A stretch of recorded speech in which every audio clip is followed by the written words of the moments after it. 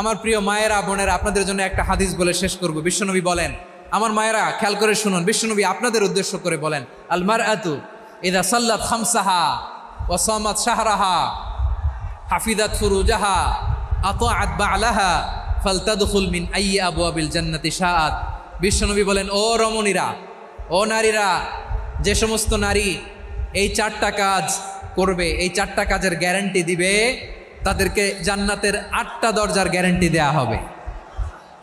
কি 4টা কাজ? 1 নম্বর, আল মারআতু ইযা সাল্লাত খামসাহা, যে নারী 5 ওয়াক্ত নামাজ পড়ে। কি করে? জেলা স্টেডিয়ামে অবস্থানরত আমার নারীরা বোনেরা, বিশ্বনবী আপনাদেরকে 4টা কাজের কথা বলেছেন, খুব বেশি না। 4টা করলে 8 জান্নাতের দরজা সব খোলা। কোনটা দিয়ে যাবেন? যেটা দিয়ে মনে চায়। 1 নম্বর 5 ওয়াক্ত নামাজ। আমার বোনেরা জোহরের নামাজ পড়তে পড়তে এটা আসরে নিয়ে যায়, আসর পড়তে পড়তে এটা মাগরিবে নিয়ে যায়। এরকম আসরে নাই, লালমনিরহাটে হয়তো নাই। আমার বোনেরা এটা করবেন না। ইন্নাস সালাতা কানাত আলাল মুমিনিনা কিতাবাম মাওকুতা, সময় মতো পড়বেন। সামাত শাহরা, রমাদানের রোজাগুলো রাখবেন। হাফিজাত ফুরুজাহা, যে নারী তার চরিত্রকে হেফাজত করে, তার প্রাইভেট হেফাজত করে, তার লজ্জাস্থান হেফাজত করে। ও মায়েরা, আপনার এই গর্ভ যে কত দামি আপনি জানেন না। আপনার এই গর্ভ থেকে জন্মাবে আগামীর সালাহুদ্দিন আল আইয়ুবী। আপনার গর্ভ থেকেই জন্মাবে ইমাম আল মাহদি আল মুনতাজার। আপনার পেট থেকে জন্মাবে আবু সাইদের মতো বীর সৈনিক। আপনার পেট থেকে জন্মাবে মুগ্ধের মতো বীর মুজাহিদ। আপনি জানেন না কে আসবে আপনার পেট থেকে। সময়টাকে কাজে লাগান, ইসলামকে বোঝেন, মানেন, আমাদের ইসলামিক লেকচারগুলো শোনেন। আমরা যে বার্তাগুলো, ইনস্ট্রাকশনগুলো, দিক নির্দেশনাগুলো আপনাদের খেদমতে রাখি, এগুলো মেনে চলুন। আপনিই পারেন আপনার ঘরটাকে জান্নাতের টুকরা বানাতে। একটা family, it's a very big institution and you are the MD, the managing director of this institution. চিল্লায় বলেন ঠিক কিনা? চাইলেই পারেন ঘরটারে জান্নাতের টুকরা বানাতে। 5 ওয়াক্ত সালাত, রমাদানের রোজা, নিজের চরিত্রের হেফাজত, ও আতাআত বা'লাহা, স্বামীর আনুগত্য। এটাতে অনেকে ভুল করে থাকে। হায় রে আমার বোনেরা, স্বামীর আনুগত্যকে এটা নিজের অপমান মনে করবেন না। আপনার স্বামী আপনার সবচেয়ে বড় গার্ডিয়ান, তিনি আপনার সবচেয়ে ভালো চায়। নারী কখনো গার্ডিয়ানশিপের বাইরে থাকতে পারে না। হয় আপনি বাবার গার্ডিয়ানশিপের ভেতরে, বাপ না থাকলে ভাই আপনার গার্ডিয়ান, ভাই না থাকলে চাচা গার্ডিয়ান, বিয়ের পরে আপনার স্বামী আপনার গার্ডিয়ান। শরিয়া সম্মত স্বামীর আদেশগুলো আপনি মেনে চলবেন, কিন্তু শরিয়া বিরুদ্ধ কোনো আদেশ মানতে আপনি বাধ্য নয়। আওয়াজ করে বলুন সবাই ঠিক কিনা? এই 4টা কাজ যদি কোনো নারী করে, বিশ্বনবী বলেন জান্নাতের 8টা দরজা খোলা। তোমার যেটা দিয়ে মনে চায় সেটা দিয়ে জান্নাতে তুমি এন্ট্রি নিতে পারবা। বিষ্ণু ইসলামের স্ত্রীর নাম ছিল আয়েশা রাদিয়াল্লাহু তাআলা আনহা, আবু বকর রাদিয়াল্লাহু তাআলা আনহুর মেয়ে। আবু বকর রাদিয়াল্লাহু তাআলা আনহুর আরেক মেয়ের নাম হচ্ছে আসমা। কি নাম?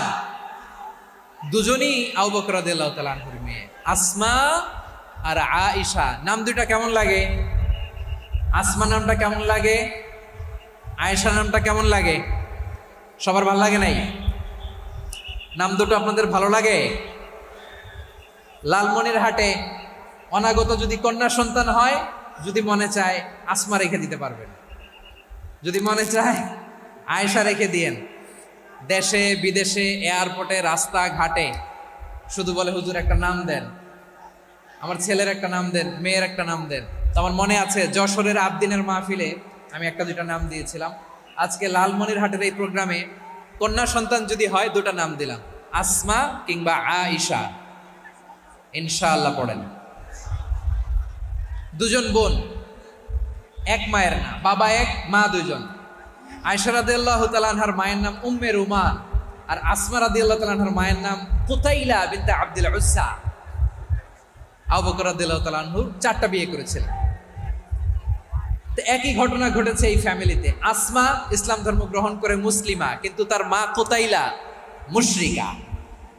আই রিপিট, বোঝার জন্য আমি আবারও বলি, আসমা রাদিয়াল্লাহু তাআলা আনহা মুসলিমা, আর আসমার মা কুতাইলা। আওয়াজ করে বুঝে থাকলে বলেন, আসমার মা মুশরিকা। তার মানে মেয়ে মুসলিম, মা অমুসলিম। ভেজাল আছে না নাই? কিন্তু কুতাইলা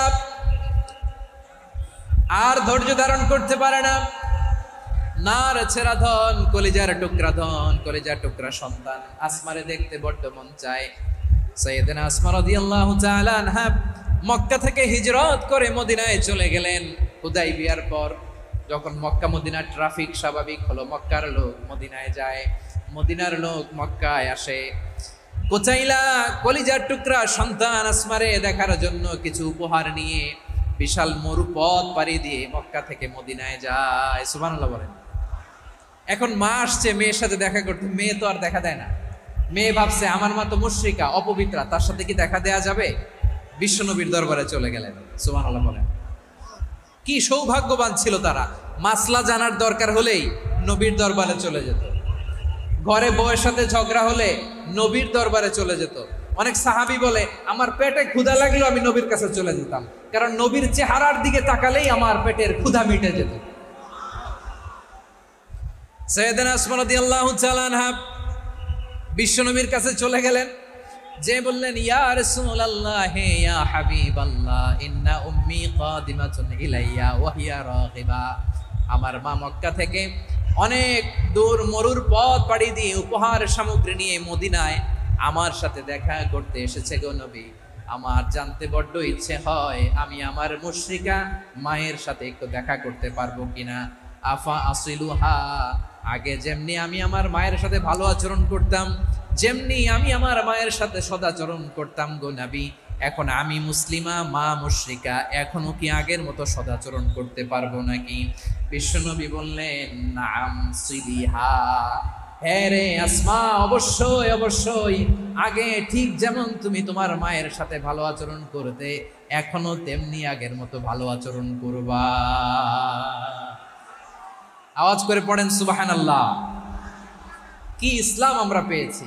কত ব্রড মাইন্ডেড আমাদের ইসলাম, কত ওপেন মাইন্ডেড ইসলাম, কত ওপেন আপ করতে পারে, চিন্তা করতে পারে। বিষ্ণু বললেন হ্যাঁ অবশ্যই, নাম সুলিহা, আগে যেমনি ভালো আচরণ করছো আসমা, এখন ওইরকমই করো, পারলে আরো বাড়াই করো। সুবহানাল্লাহ বলেন। তাহলে আমার যে হিন্দু ভাইয়েরা, হিন্দু বোনেরা, ইমানের বদৌলতে দৌলতে আপনি ধন্য হয়েছেন, আপনার আম্মা আব্বা এখন মুসলমান হয় নাই, তাদের জন্য দোয়া করেন, তাদের জন্য দোয়া করেন, আল্লাহ যেন তাদেরকেও ইমানের দৌলত দান করে। আমরা সবাই পড়ি আমিন, আরো জোরে পড়েন আমিন। এখন বলেন ইসলাম কি ন্যারো মাইন্ডেড রিলিজিয়ান না ব্রড মাইন্ডেড? লালমনিরহাটের যুবক ভাইরা আওয়াজ করো, ইসলাম কি ন্যারো মাইন্ডেড না ব্রড মাইন্ডেড? কতটা ব্রড মাইন্ডেড দেখেন। বিশ্বনবী সাল্লাল্লাহু আলাইহি সাল্লাম অমুসলিমরা যদি নবীকে উপহার দিত, ওই উপহারও বিশ্বনবী গ্রহণ করতেন। সুবহানাল্লাহ পড়েন। আপনার অমুসলিম বন্ধু যদি উপহার দেয় সেটাও আপনি নিতে পারবেন, যেটা নেওয়া জায়েজ। কিন্তু আপনার বন্ধু যদি আপনার মদের বোতল দেয়, নিতে পারবেন? হ্যাঁ, মদের বোতল দিলে পারবেন। আপনার বন্ধু যদি আপনার পর্ক দেয়, পর্ক, শুকরের গোশত মিশ্রিত কোনো খাবার, ওটা নিতে পারবেন না। হালাল যে কোনো জিনিস নিতে পারবেন। বিশ্বনবী সাল্লাল্লাহু আলাইহি ওয়াসাল্লাম অমুসলিমদের দেয়া হাদিয়া গ্রহণ করতেন। কেমন নবী ছিলেন! আমার নবীরে চিনে নেন, আমার নবীর অ্যাটিটিউড জেনে নেন। বিশ্বনবী সাল্লাল্লাহু আলাইহি ওয়াসাল্লাম যখন কোনো জনপদে যেতেন, 3টা অপশন নিয়ে যেতেন। প্রিয় ভাইয়ের আওয়াজ করে বলতে হবে, কোনো জনপদে গেলে আমার নবীর অপশন থাকতো কয়টা? আমার মতো 3 আঙ্গুল উঁচু করে দেখান আর বলুন, আমার নবী কোনো জনপদে গেলে কয়টা অপশন নিয়ে যেতেন? 1 নম্বর অপশন আসলিম তাসলাম। নতুন এলাকায় গেলে বলতেন আসলিম তাসলাম, ইসলাম ধর্ম গ্রহণ করো, শান্তিতে থাকবা, আমার ভাই হয়ে যাবো, আমরা ভাই ভাই, ইসলাম মানো, আমরা ভাই ভাই। অপশন নাম্বার কত? 1। যদি বলে না ইসলাম মানবো না, ওকে, অপশন নাম্বার 2, মুসলিম হওয়ার দরকার নাই, লা ইকরাহা ফিদ্দিন, ইসলামে কোনো বাড়াবাড়ি নাই। খ্রিস্টান আছো থাকো, বৌদ্ধ আছো থাকো, ইহুদি থাকতে চাও থাকো, কিন্তু আমরা যেহেতু রিজিওনাল সুপার পাওয়ার, আমাদের আন্ডারে থাকো, ট্যাক্স দিয়া থাকো, এটার বলে জিজিয়া। আলেম যারা আছেন বুঝবেন, এটার আরবিতে কি বলে? জিজিয়া। You pay us the tax, we will give you the security. তোমরা ট্যাক্স দিবা, আমরা সিকিউরিটি দিব। ইসলাম, ইসলাম মানব, শান্তিতে থাকবা, ভাই ভাই, আমরা ভাই ভাই। অপশন নাম্বার 2, ট্যাক্স দাও, আমরা নিরাপত্তা দিব, মুসলিম হওয়া লাগবে না। এখন 1 নাম্বারও মানে না, 2 নাম্বারও মানে না, মুসলিম হবো না, ভালো, খ্রিস্টান থাকো, ট্যাক্স দাও, আমরা সিকিউরিটি দিব না, এটাও মানি না। বিষ্ণু বলেন, তাহলে তলোয়ার আমাদের আর তোমাদের মাঝে ফায়সালা করবে। মুসলিমও হবে না, ট্যাক্স দিবা, নিরাপত্তা দিব, আমরা সুপার পাওয়ার, আমাদের আন্ডারে থাকবে, এইটাও না। তাহলে তোমাদেরকে তো আমরা বিশ্বাস করতে পারি না, কখন না কখন বিশ্বাসঘাতকতা করো, কার সাথে মিলে হাত মিলাও, তলোয়ার আমাদের মাঝে ফায়সালা করবে। তখন তিনি জেহাদের সশস্ত্র সংগ্রামের ঘোষণা দিতেন। সুবহানাল্লাহ পড়েন। দেখেন, পশ্চিমারা জেহাদকে এইভাবে চিত্রায়িত করে না। ওরা জেহাদ বলতে বুঝায় তলোয়ার, হাত কাটো, গলা কাটো না।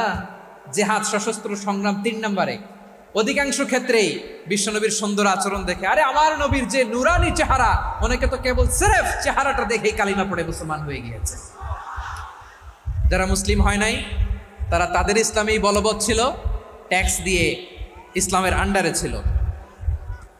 যারা এটাও মানে নাই ওইটাও মানে নাই, তাদের বিরুদ্ধে জেহাদ।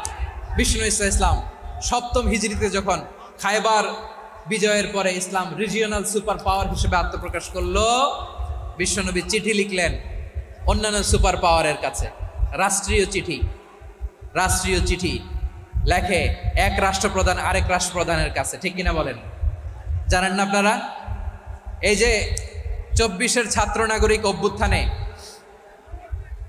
এই অভ্যুত্থান যখন শুরু হয়, আমি তখন সাউথ আফ্রিকাতে একটা স্ট্যাটাস দিয়েছিলাম, কোটা নয় গোটা দেশ সংস্কার করা লাগবে।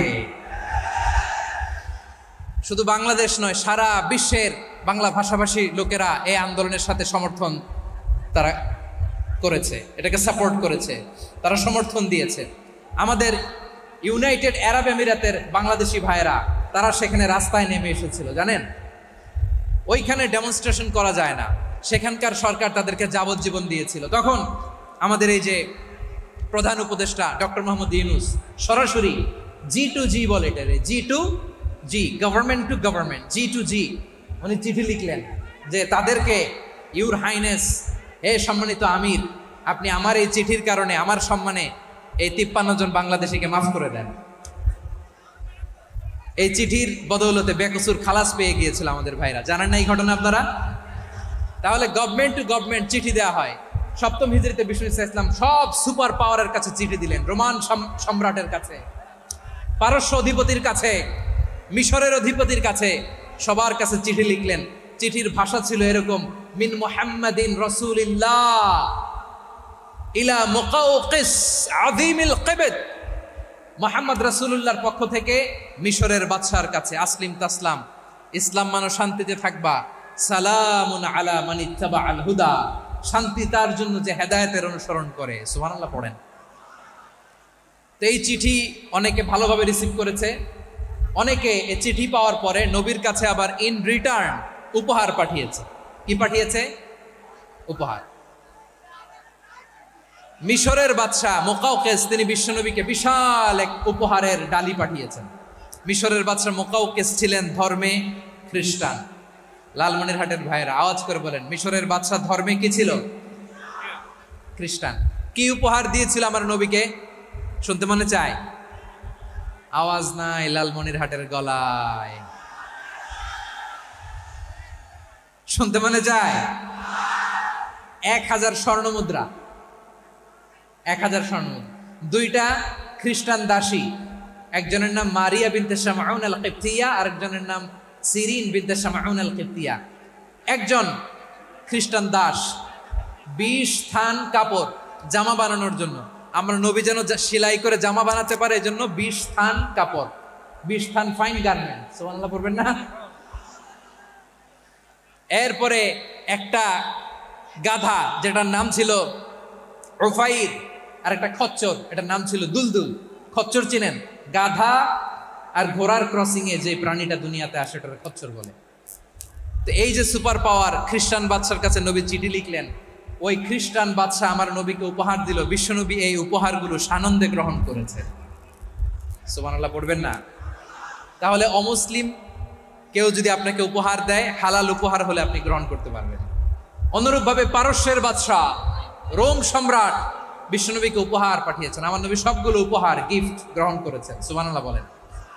তাহলে প্রিয় লালমনিরহাট আওয়াজ করে বলুন, ইসলাম কি ন্যারো মাইন্ডেড রিলিজিয়ন না ব্রড মাইন্ডেড? আম্মাজান আয়েশার কাছে মাসালা জানতে চায় মেয়েরা, হে আম্মাজান, অগ্নি উপাসকেরা তাদের ঈদের দিন নওরোজের সময় আমাদেরকে পাখি দেয়, নেওয়া যাবে? উনি বললেন ওরা জবাই করে দিলে নেওয়া যাবে না, কিন্তু ওরা যদি ফলমূল এরকম খাবার দেয় এগুলো নেওয়া যাবে। তার মানে অমুসলিমদের দেয়া উপহার এটা গ্রহণ করা যায়। সুবহানাল্লাহ বলেন। শুধু তাই নয়, বিষ্ণু ঈসা ইসলাম অমুসলিমদের সাথে আর্থিক লেনদেনও করেছেন, ফিনান্সিয়াল ডিলিং করেছেন। অমুসলিমদের সাথে প্রয়োজনে আপনি ফিনান্সিয়াল ডিলিং করতে পারবেন। আমরা প্রায় দেখি বাজারের মিষ্টির দোকানগুলো আমার হিন্দু ভাইদের। লালমনির হাটে মিষ্টির দোকান, দইয়ের দোকান কারা চালায়? হিন্দুরা চালায় না? তারপরে যে বারবার শপ, চুল কাটে যে নাপিত, অধিকাংশ নাপিতের দোকানে কারা? আমার হিন্দু ভাইরা। আপনি চুল কাটতে পারবেন কিনা? বলেন, পারবেন। তার দোকান থেকে দই মিষ্টি কিনতে পারবেন কিনা? হ্যাঁ, আমার মুসলিম ভাইয়ের দোকান থাকলে ওইটার আমি বেশি প্রায়োরিটি দিব, ঠিক কিনা? কিন্তু যদি তাদের সার্ভিস নিতে চান, প্রোডাক্ট নিতে চান, পারবেন। তার দলিল সহিহ বুখারী, আম্মা জান আয়েশা রাদিয়াল্লাহু তাআলা আনহা বলেন, ইশতারা রাসূলুল্লাহ সাল্লাল্লাহু আলাইহি ওয়াসাল্লাম মিন ইয়াহুদিন তুআমান ওয়া রাহানাহু দিরআহু মিন হাদিদ। রাসূল সাল্লাল্লাহু আলাইহি ওয়াসাল্লাম এক ইহুদির কাছ থেকে, কার কাছ থেকে? সবাই বলে নাই, কার কাছ থেকে? আমার নবী, পেয়ারা নবী এক ইহুদির কাছ থেকে জব কিনেছিল, জব, বার্লি, যেটা দিয়ে রুটি বানায়। ওই জবের দাম দেওয়ার টাকা পয়সা নবীর কাছে ছিল না, ফলে নবী ওনার একটা পোশাককে মর্গেজ রেখেছিলেন, মর্গেজ, বন্ধক, যে এখন এটার দাম দিতে পারবো না, কয়েক কেজি বার্লি নিয়ে যাই আর বন্ধক হিসেবে আমার জামাটা রেখে গেলাম, যেই দিন দাম দিব ওই দিন জামাটা ছুটাই নিয়ে যাও। সুবহানাল্লাহ পড়বেন না? বাকিতে নিছিলেন, বাকিতে। দিরআহু মিন হাদিদ, লোহার তৈরি বর্ম, মানে যুদ্ধের পোশাক, লোহা দিয়ে বানানো। বিষ্ণুনবী বললেন কয়েক কেজি জব দাও, টাকাটা পরে দিব, এখন টাকা নাই, বন্ধক হিসেবে, মর্গেজ হিসেবে আমার জামা রেখে গেলাম, যখন টাকা দিব জামা ছুটাই নিব। আওয়াজ করে বলতে হবে সুবহানাল্লাহ। এ থেকে বোঝা গেল অমুসলিমদের সাথে ফিনান্সিয়াল ডিলিং করা যায়, অর্থনৈতিক লেনদেন করা যায়, কেনাবেচা করা যায়, প্রোডাক্ট কেনা যায়। এমনকি আমাদের মসজিদে নববীতে বারান্দায় আপনারা একটা অটোমেটিক ফ্লাইং আমব্রেলা দেখছেন? সূর্য যখন বাড়ে মসজিদে নববীর বারান্দায় ইয়ার্ডের মধ্যে অটোমেটিক্যালি কিছু আমব্রেলা আছে, সাঁ করে খুলে যায়, আর সূর্যের তাপ লাগে না। আবার সন্ধ্যাবেলায় এই আমব্রেলাগুলো ওরা ক্লোজ করে ফেলে, দেখেন নাই না? দেখছেন? এই মসজিদে নববীকে সর্বোচ্চ উন্নত মানের কনস্ট্রাকশন ইনফ্রাস্ট্রাকচারে ডেভেলপ করার জন্য কর্তৃপক্ষ কিছু অমুসলিম ইঞ্জিনিয়ারের, ডিজাইনারের সহায়তা নিয়েছিল। সুবহানাল্লাহ বলেন। কোন দলিলের ভিত্তিতে? এই দলিলের ভিত্তিতে যে বিষ্ণু ঈসা ইসলাম অমুসলিমদের সাথেও লেনদেন করেছেন। আওয়াজ করে বলতে হবে আল্লাহু আকবার।